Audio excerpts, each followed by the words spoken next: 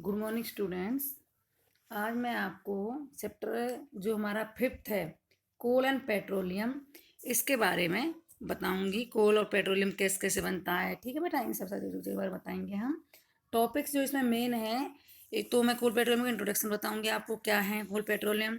फिर इनएग्जिस्टेबल natural resources, ठीक है। इनएग्जिस्टेबल होते हैं जो एग्जिस्टेबल जो खर्च हो जाते हैं, इनएग्जिस्टेबल जो खर्च नहीं होते। रिन्यूएबल, रिन्यूएबल जिन्हें हम बार बार प्राप्त कर सकें, ठीक है बेटा। नॉन रिन्यूएबल जो एक बार यूज़ करने के बाद ख़त्म हो जाते हैं, जैसे कोल है, पेट्रोलियम है। स्टोरी ऑफ कोल, कोल कैसे बनता है। यूजेज ऑफ कोल, कैसे इस काम में यूज आता है कोल।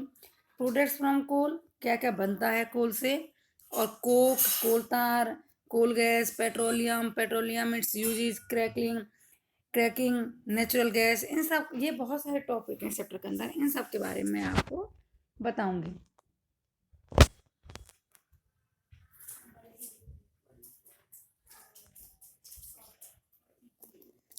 तो बेटा there is two types of resources. Mainly जो बेसिकली हैं, जो वो दो टाइप रिसोर्सेज हैं, मैंने बताया था। इनएग्जॉस्टेबल, इनएग्जॉस्टेबल होते हैं जो बार बार हम प्राप्त कर सकें, जो खर्च ना हो, वो होते हैं इनएग्जॉस्टेबल। और एग्जॉस्टेबल जो खर्च हो जाते हैं, ठीक है बेटा। तो इनएग्जिस्टेबल नेचुरल रिसोर्सेज क्या होते हैं? Renewable source of energy. Renewable source of energy, जो सोर्सेज हमें बार बार प्राप्त हो जाएं, वो होते हैं renewable source of inexhaustible natural resources, renewable source of energy. Inexhaustible को दूसरा हम क्या कर सकते हैं? Renewable source. रिन्यूएबल मीन्स नवीन करणीय सोर्स, स्रोत। और exhaustible means non renewable. Non renewable means अनवीन करणीय। अनवीन करणीय मीन्स जिनको हम बार बार नया नहीं कर सकते, जो एक बार हमारे पास हैं अवेलेबल जो थे, उनको ही हम यूज कर सकते हैं। फिर से दोबारा प्राप्त करने, दोबारा से हम उनको प्राप्त नहीं कर सकते। तो बेटा इनएग्जिस्टेबल में बताया था आपको, इनएग्जिस्टेबल जो खर्च ना हो, मतलब वो बार बार हम प्राप्त खर्च हो जाएंगे लेकिन फिर से हमारे पास वो अवेलेबल हो जाएंगे, तो वो होते हैं inexhaustible. They are renewable source of energy that are replenished at a rate faster than that at which they are consumed. मतलब इसलिए तो बार बार प्राप्त हो गई है। They are renewable source of energy, ये हमारे नवीनकरणीय स्रोत हैं। That are replenished, replenished means इनको दोबारा से रिप्लेस किया जा सकता है एट ए फास्टर रेट, बहुत तेजी से। That at which they are consume, जिस रेट से आप उन्हें यूज कर रहे हो, उस रेट से भी ज़्यादा तेजी से हम उन्हें दोबारा से, जितने आपने खर्च किया मतलब उससे कई गुना ज़्यादा वो दोबारा से बन जाते हैं। तो इसलिए इन्हें कहते हैं हम इनएग्जिस्टेबल या फिर renewable source of energy. These sources are present in unlimited quantity in nature. ये बेटा अनलिमिटेड क्वांटिटी में, इनकी कोई हमें नहीं पता कितनी ही क्वांटिटी है इनकी, अनलिमिटेड क्वांटिटी में होते हैं, इसलिए तो ये रिप्लेनिश हो रहे हैं बेटा। And are not likely to exhausted by human activities, और ना ही ये ह्यूमन एक्टिविटीज द्वारा खर्च किए जा सकते, ठीक है बेटा। तो ऐसे एग्जाम्पल क्या हो सकते हैं, आप सोच सकते हो, जो हम बार बार यूज कर रहे हैं लेकिन फिर भी खर्च नहीं हो सकते। ये है सनलाइट, विंड, ठीक है बेटा, और हमारा वाटर, और क्या हो सकता है, थोड़ा आप सोचिए कि और कौन कौन से रिन्यूएबल सोर्स के अंदर आ सकते हैं। Examples, examples tidal energy, tidal energy बेटा रिन्यूएबल सोर्स के एग्जाम्पल हैं।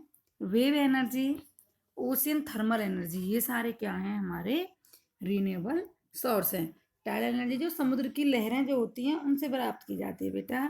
Wave energy and ocean thermal energy.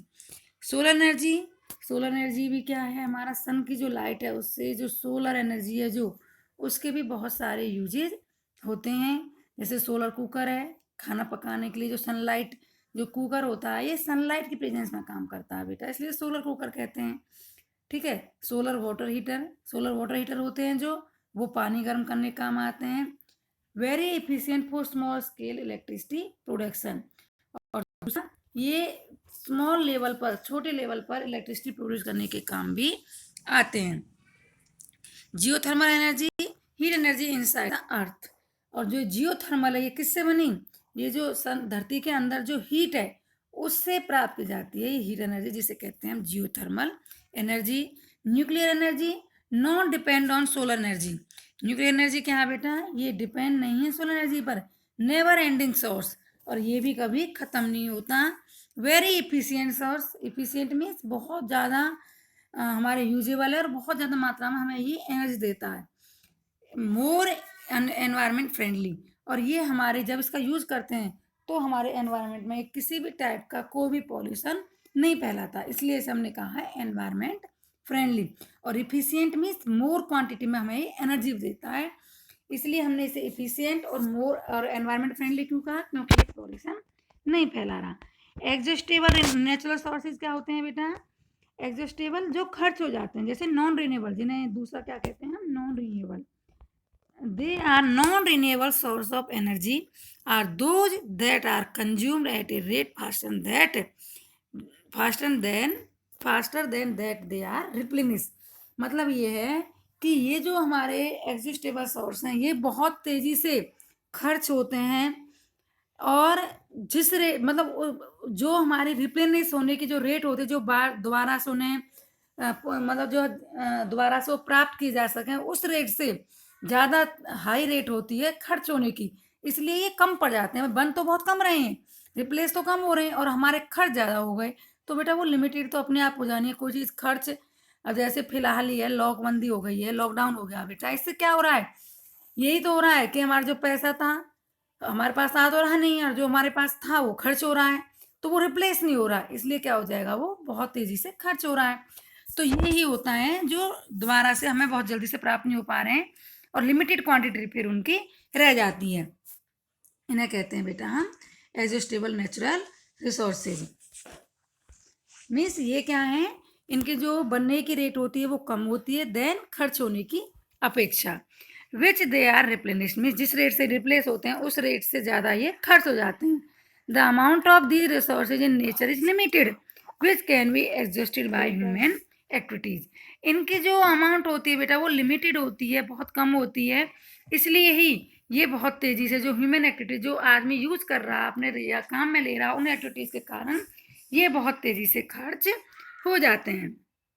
Example forest, जंगल जो हैं, वाइल्ड लाइफ, मिनरल्स, कोल, पेट्रोलियम, नेचुरल गैस, ये सारे क्या बेटा लिमिटेड हैं। पेट्रोलियम कैसे बनता है, कोल कैसे बनता है, क्यों ये लिमिटेड है, ये सब मैं आपको इसी चैप्टर में आगे बताऊंगी।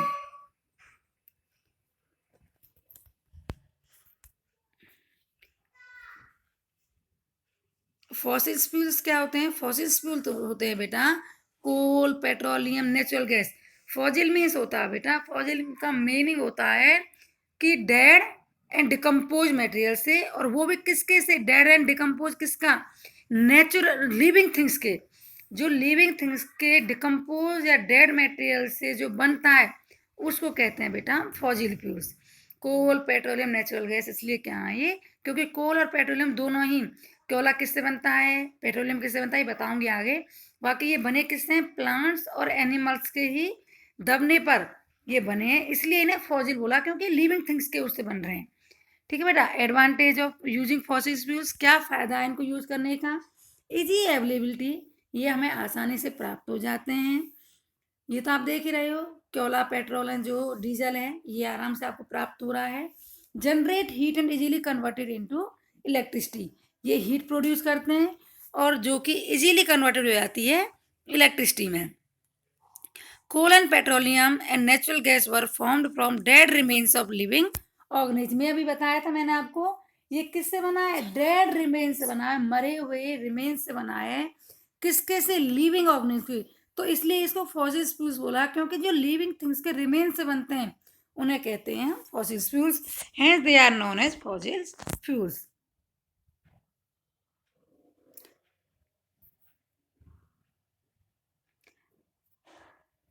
आज के लिए बेटा इतना ही काफ़ी है, मैंने आपको ये आज आपको बता दिया है ये सब जो भी हैं, रिन्यूएबल सोर्स क्या होते हैं, non renewable means inexhaustible, exhaustible क्या होते हैं, और ये कोयला पेट्रोल को हम फॉसिल फ्यूल्स क्यों बोलते हैं, ठीक है, क्यों ये हमें इजीली अवेलेबल हो रहे हैं, क्या है, ये सारी चीज़ें मैंने आपको बता दी हैं। अब फिर अगली क्लास में मैं आपको, ये चैप्टर भी बहुत सारा बचा हुआ है, इसके बारे में बताऊंगी कि कोयला पेट्रोल कैसे कैसे बनता है, क्या क्या इनका यूज है, इन सब चीज़ों के बारे में आपको नेक्स्ट क्लास में बताऊंगी।